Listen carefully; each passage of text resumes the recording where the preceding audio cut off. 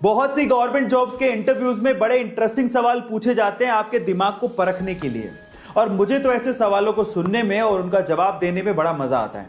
तो चलो एक ऐसा इंटरेस्टिंग सवाल मैं आपसे पूछता हूं। मान लीजिए कि आपके पास 7 केले हैं और उन्हें आपको 8 जनों में बराबर बांटना है, लेकिन शर्त यह है कि आपको केलों को काटना नहीं है। तो अब आप ये काम कैसे करोगे, यही आपको बताना है। सोचिए आराम से। सोच लिया? तो चलो मैं इसका आंसर बताता हूं। देखिए, आपको करना क्या है, उन 7 केलों का शेक बनाना है और फिर उसके बाद आपको 8 जनों में बराबर बांट देना है। आपको केले काटने भी नहीं पड़े और बराबर बट भी गए। गाइस, है ना इंटरेस्टिंग सवाल?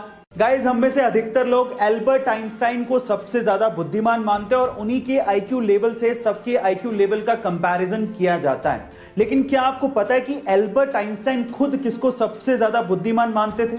चलो मैं आपको बताता हूं। एक बार किसी रिपोर्टर ने एल्बर्ट आइंस्टाइन से पूछा कि सबसे ज्यादा बुद्धिमान व्यक्ति होना कैसा लगता है, क्या आप बताएंगे?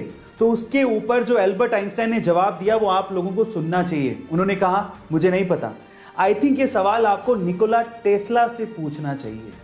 गाइज, अगर निकोला टेस्ला नहीं होते तो ऐसे बहुत सारे इन्वेंशंस हैं जो कि कभी पॉसिबल ही नहीं हो पाते। इसीलिए साइंस कम्युनिटी उन्हें सबसे ज्यादा बुद्धिमान और जीनियस मानती है। गाइज, आपका इसके बारे में क्या ख्याल है? चैट सेक्शन में जरूर लिखेगा। भाई साहब, क्या फीयरलेस खिलाड़ी है ये। अपने पहले ही इंटरनेशनल मैच में 50 ठोक दी। नाम है ईशान किशन। जहां पर बाकी खिलाड़ी अपने पहले मैच में नर्वस हो जाते हैं, वहीं इसी खिलाड़ी ने इंग्लैंड जैसी नंबर 1 T20 टीम के सामने 5 चौकों और 4 छक्कों के साथ 32 गेंद में 56 रन ठोक डाले। ऐसे फीयरलेस खेलते हुए मैंने आज से पहले कभी किसी को नहीं देखा। लगता है टीम इंडिया को विराट कोहली जैसा एटीट्यूड रखने वाला एक और बंदा मिल गया है। आपका ईशान किशन के खेल के बारे में क्या कहना है? चैट सेक्शन में जरूर लिखेगा। कोई भी चीज एक दिन में नहीं होती, लेकिन एक दिन जरूर होती है अगर आप कंसिस्टेंसी और फोकस रखते हो तो। चलो मैं आपको एग्जांपल देता हूं।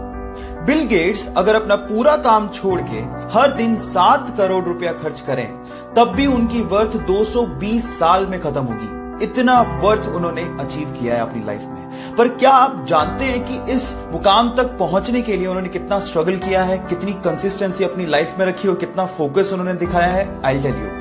सुनने में तो यह भी आता है कि अपने स्ट्रगल के दिनों में वो रात में ही जूते पहन के सो जाया करते थे ताकि सुबह उनका वक्त खराब ना हो। अब आप लोग कहेंगे कि जूते पहनने में तो 5 ही मिनट लगते हैं। इस 5 मिनट की कीमत उन्होंने समझी, तभी तो वो इस मुकाम तक पहुंचे। इसलिए गाइज, जो भी चीज आप चाहते हो ना, उस पर कंसिस्टेंसी और फोकस रखना बहुत जरूरी है। और अगर आप लोगों ने भी ये किया तो आप लोग उस मुकाम तक पहुंच जाएंगे जहां तक शायद बहुत ही कम लोग पहुंचे। So focus in you, stay motivated. किसी चीज को लेके नेगेटिव थिंकिंग और किसी चीज को लेके पॉजिटिव थिंकिंग, ये कंप्लीटली हमारा चॉइस है। मेरा ऐसा 100% बिलीव है that we are the curator of our thought process guys. इसको लेके मुझे एक मॉन्क की बात याद आती है।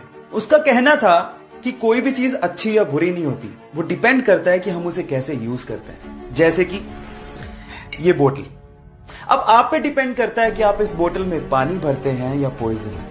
गाइस, आपका माइंड भी ऐसे ही है, इस खाली बोतल के जैसे।